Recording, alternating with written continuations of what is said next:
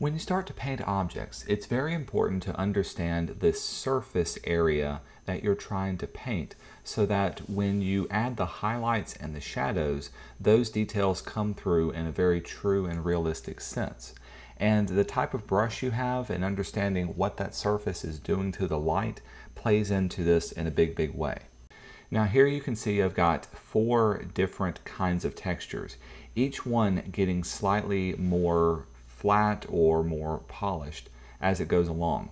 So if you've got something like clay, if you're paying attention to the highlights and shadows, you can see that it has almost no highlight whatsoever. Versus something that's plastic, it's starting to get a little bit more smooth, and the smoother it is, the more of the highlight you're getting. Something that's metal has very smooth surface to it, but you can still see a little bit of texture along the way. And then finally you get to chrome, where it's almost 100% smooth, and it's reflecting the world that's around it.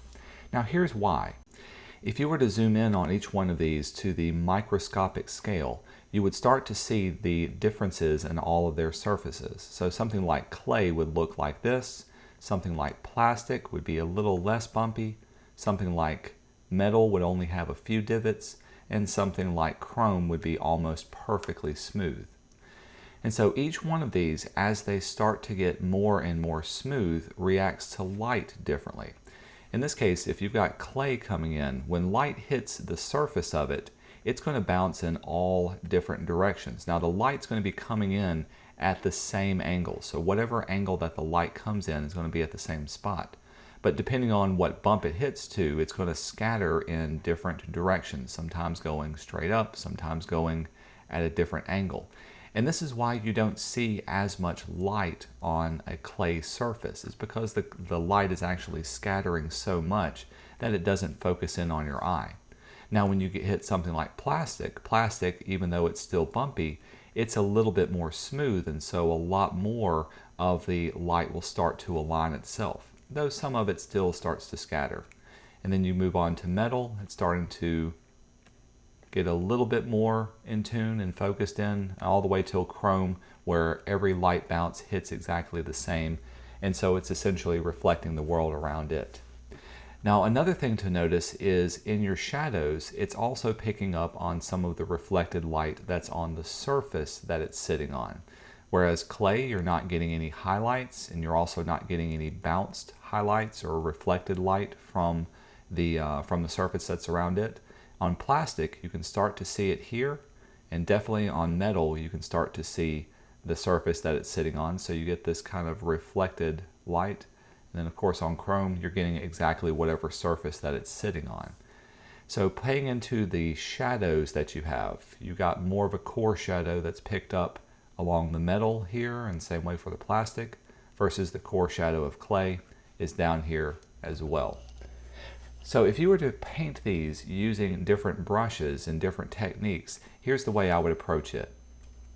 First, let's get a new layer. And if I was to start off painting just a simple elliptical area, so we'll make our own sphere.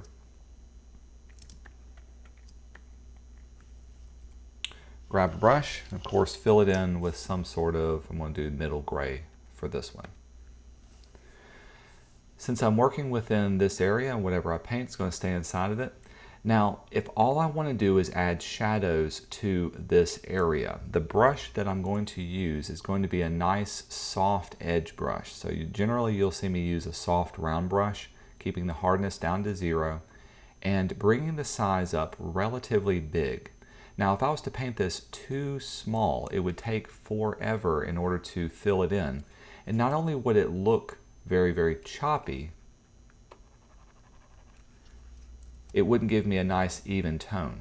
But if I was to bring the size of my brush up really large, let's say in this case I'm going to go up around 300-400 pixels.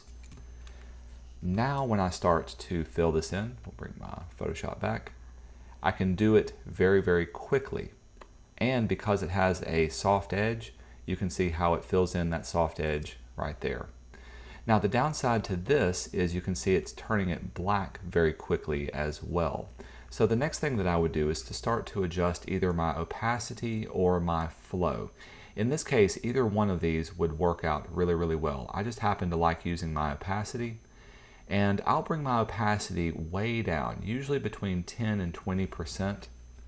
Now when I start to paint, you can see it's barely noticeable, but when I go over a second time, it starts to become much more noticeable from here. And this is where I can go back in now and really dial in exactly where I want those shadows to be and how dark I want it to be.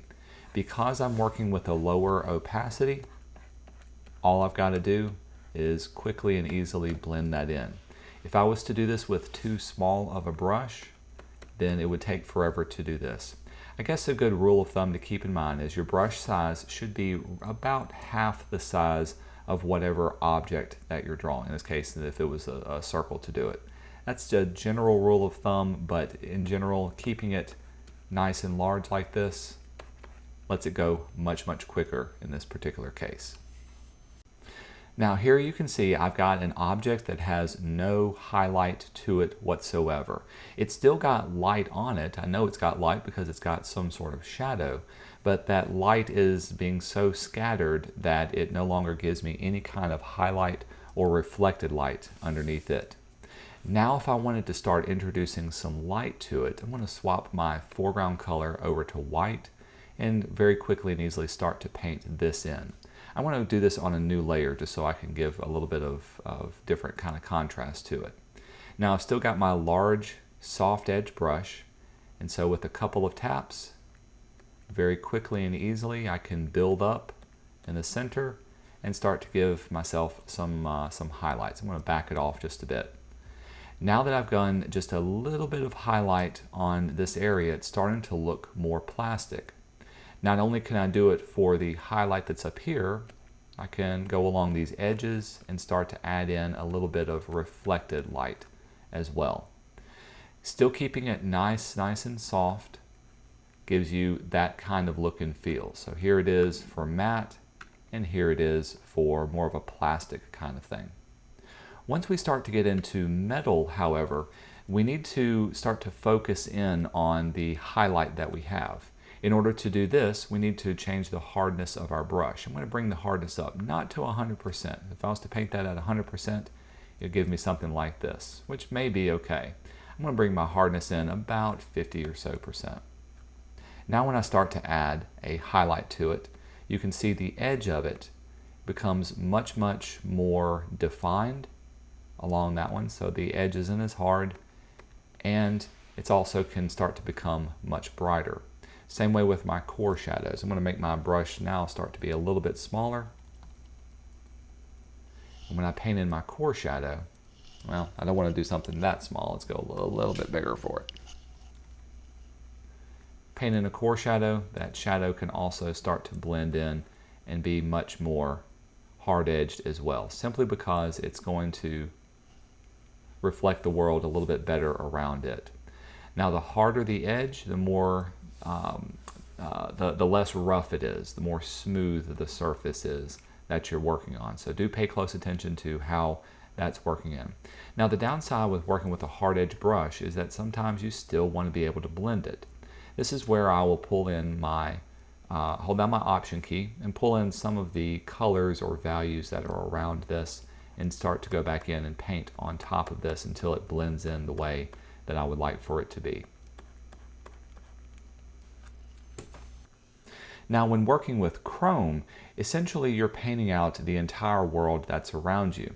So in this case, this is where I would set my brush to be very hard, almost 100% hardness, and the size of your brush can vary based on the details that you're trying to draw off. In this case, if I was trying to draw off the light source would have nearly no reflection around it, and it would be just a solid white inside of it. Let's unlock my layer. And it would look something like this. It would be reflecting exactly whatever lens or light source that you have. Even if you've got multiple light sources or an open window, it would look something like this. Also bear in mind that your light and objects are going to bend whenever you paint inside of this because the surface area is warped as well. So if I was to draw the surface that it's sitting on, the table itself wouldn't look straight. It would kind of bend in and around. Again, this is where you would want to have some sort of reference to be able to look at because it's very difficult to kind of make up a chrome surface without having some sort of frame of mind of how everything would look. If this was a window on one side, we'll swap back over to white. Maybe I'll bring down the value of it, and let's bring down the size of my brush. That window would be curved along this edge just so that it would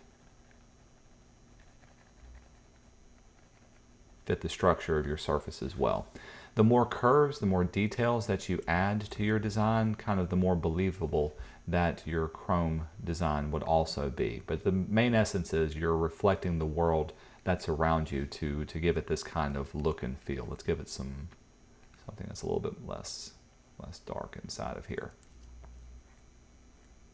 Okay, so with that, pay close attention to the highlights, the shadows, even the cast shadows, but also the reflected light and how much light is being reflected on your object. The more porous it is, the more clay-like, the more light scattering you're going to have, therefore the fewer highlights. But the smoother that it becomes, the more reflections you're going to have, and therefore the more highlight details that you're going to be working with. All of that's part of training your eye to be able to see your subject and effectively render it.